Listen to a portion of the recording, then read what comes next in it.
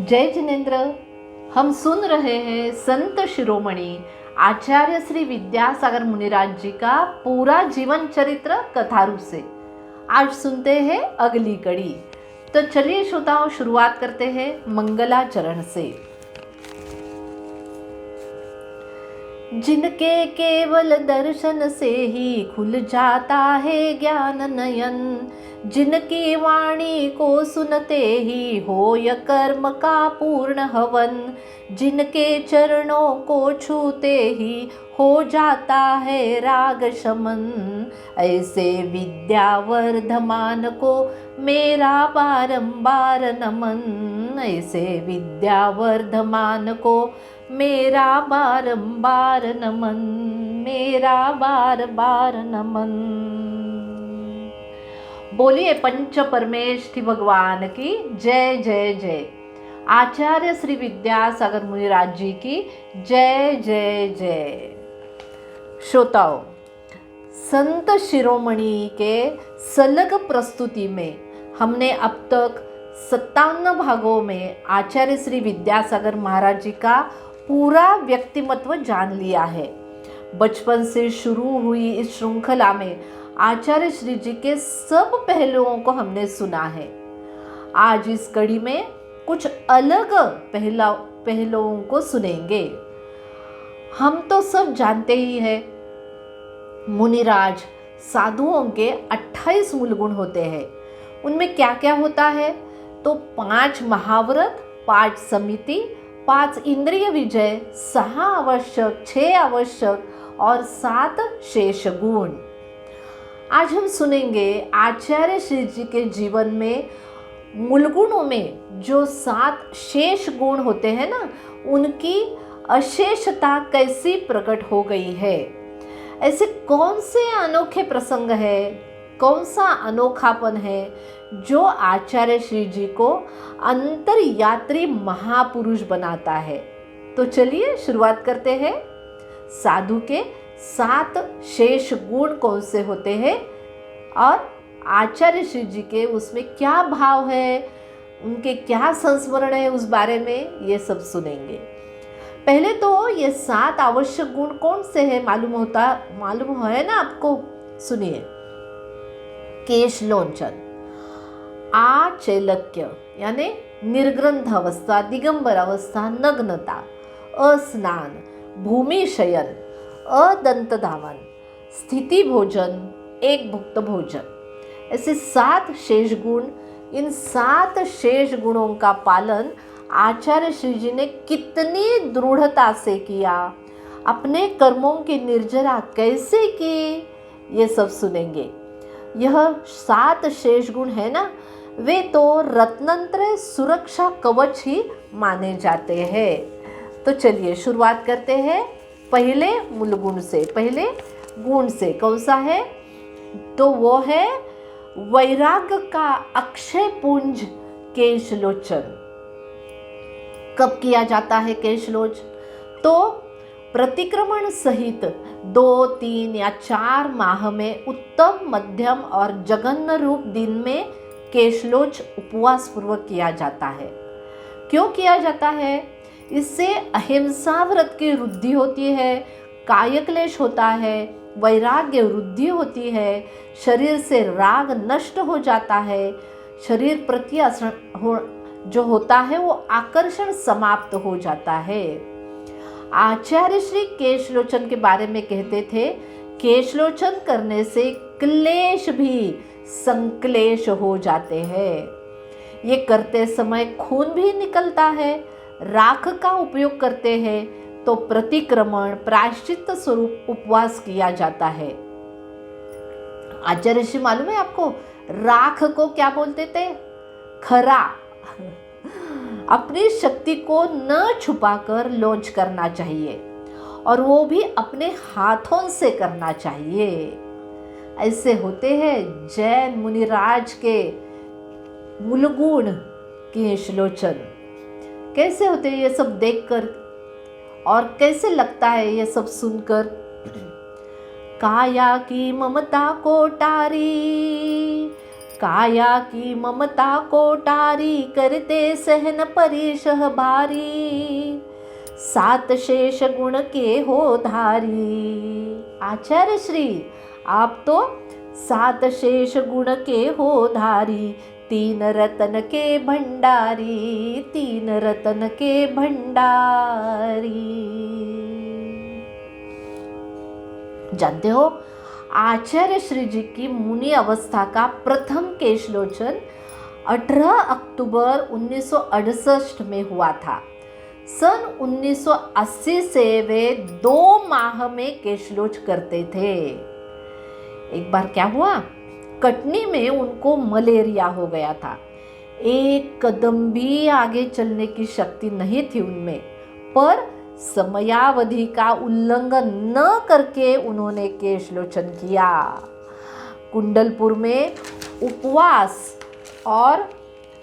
के दिन ही उन्होंने संकल्प पूर्वक लोच किया। महावीर जी में इतनी गर्मी थी उस गर्मी के दिन में, तो केशलोचन के बाद पारना के दिन उनको अंतराय आ गया। फिर भी बहुत ही प्रसन्न भाव से वे अपने आवश्यक करने में मग्न हो गए थे। धन्य धन्य है ये श्रमणचर्या, ये तो कर्मों की लीला है, पर आचार्य श्री तो इसे निर्जरा का साधन मानते थे। अब देखते हैं दूसरा शेष गुण, अनंत सुख का समुद्र आचेलक्य यानी निर्ग्रंथ वेश, वस्त्र चर्म वल्कलों से पत्तों से शरीर को न ढकना, भूषण अलंकार परिग्रह से रहित निर्ग्रंथ वेश धारण करना यानी आचेलक्य गुण। आचार्य श्री जी के भाव ऐसे थे कि दिगंबर यानी दिक दिशाएं ही अंबर, वस्त्र जिनका वो दिगंबर। इस रूप से ही मुक्ति प्राप्त होती है। जिनलिंग मोक्ष मार्ग में दीपक है। तो कहते हैं दंसण मूलो धम्मो, भीतर से तो सबकी आत्मा नग्न ही होती है, तो क्या नग्न क्या सवस्त्र, ऐसे आचार्य श्री जी कहते थे। दिगंबरत्व रूप चर्या होना आवश्यक है। उन्हें देखकर हम वंदन ही करते हैं। जब मुनिराज दिखते हैं तो हम शतबार नमोस्तु कहते हैं, त्रिवार नमोस्तु कहते हैं, वंदन करते हैं। हे परम दिगंबर मुद्रा जिनकी, हे परम दिगंबर मुद्रा जिनकी, वन वन करे बसेरा, मैं उन चरणों का चेरा, हो वंदन उनको मेरा, हो वंदन उनको मेरा। यही भाव प्रकट होते हैं ना जब हम दर्शन करते हैं मुनिराज जी के। दिगंबरत्व में महान शक्ति है, उसके आगे किसी की कुछ नहीं चलती। तो सुनिए, एक संस्मरण सुनाना चाहती हूँ। आचार्य जी का संघ उड़ीसा में किसी ग्राम में पहुंचा था। आहारचर्या के बाद संघ सामायिक करने में पूरा लीन था, पर ग्राम के जैनेतर बंधु क्रोध से मुनियों को लाठी काठी से मारने की योजना कर रहे थे। तो श्रावकों ने ये सुनकर पुलिस बुलवाई। जहां सामायिक चल रहा था वहां ताला लगा दिया। सब घबरा गए थे। सामायिक के बाद आचार्य श्री उठे, बोले कुछ नहीं होगा, ताला खोलिए। पर श्रावक तो डरे हुए थे, वो ताला खोल नहीं रहे थे। तो आचार्य श्री जी ने सख्त होकर ताला खोलने का पीछे से इशारा किया। ताला खोलना पड़ा तो वे स्वयं आगे हो गए। संघ और श्रावक उनके पीछे चलने लगे। सबको आदेश दिया, कोई कुछ भी नहीं बोलेगा। फिर आचार्य श्री कमरे से बाहर निकले। देखा तो बाहर पूरी सड़क पर जैनेतर बंधु हाथों में काठी लाठी लेकर खड़े थे। उन्होंने उन सब की तरफ दृष्टि भर कर मात्र देखा, वे सभी सड़क के दोनों भागों में विभाजित हो गए। बीच का मार्ग खाली हो गया। फिर आचार्य श्री जी ने अपनी पीछे ऊपर उठाकर 3 बार उनके सामने घुमाई और देखते देखते सब शांत हो गए। हाथों की लाठियां नीचे झुक गई और सारा संघ आराम से वहां से निकल गया। कहा ना मैंने, दिगंबरत्व में महान शक्ति होती है। धन्य धन्य धन्य है आचार्य श्री। ऐसे संस्मरण सुन के हमारा भी मन श्रद्धा से भर जाता है ना। आचार्य जी के संग शीतकालीन ठंड में विहार करता है ना। तब जैनेतर अनेक साधु लोग आश्चर्य करते हैं कि ये साधु, जैन साधु इतनी ठंडी में बिना कुछ ओढ़े, बिना कुछ जलाए अपनी चर्या रात में भी कैसे निभाते हैं, रात्रिकालीन में ये क्या करते हैं। तो वे सब देखने के लिए भी आते हैं। जब देखते हैं ना, तो जैन साधु के पास ना हीटर, ना ओढ़ना, ना बिछाना, ना कोई सेवक, और चारों ओर अंधेरे में काष्ठ के तख्त पर एक प्रकाश पुंज की भांति दमकता हुआ दिगंबर अवस्था में शांत बैठे हुए मुनिराज। उनका दर्शन करके जैनेतर साधुओं का मन श्रद्धा से भर जाता है और वे कहने लगते हैं, धन धन जैनी साधु जगत के, धन धन जैनी साधु जगत के, तत्व ज्ञान विलासी हो, त्यागी अन्य समस्त वस्तु में, त्यागी अन्य समस्त वस्तु में, अहम बुद्धि दुखदासी हो। विषय चाह दव दाह बुझावन, विषय चाह दव दाह बुझावन, साम्य सुधारस राशि हो। धन धन जैनी साधु जगत के, तत्व ज्ञान विलासी हो, तत्व ज्ञान विलासी हो। बोलिए साधु परमेष्टि भगवान की जय जय जय। अब सुनते हैं तीसरा शेष गुण, नवजीवन का सृजन, स्नान करने का त्याग। इसके बारे में आचार्य श्री कहते थे, यह शरीर तो अत्यंत मलिन है, जल से कभी शुद्ध नहीं होगा। जितनी बार स्नान करेंगे उतनी राग रुद्धि होगी, हिंसा होगी। जल तो अपने आप में ही जीव है, स्नान करने पर जलकायिक जीवों की हिंसा होती है। जल तपाया तो अग्निकायिक और वायुकायिक जीव हिंसा होती है। इन सब से बचना है तो अस्नान व्रत लेते हैं साधु। स्नान पाप और राग को बढ़ाता है। तो मुनिराज क्या करते हैं, अपनी पिछी से शरीर का परिमार्जन करते हैं।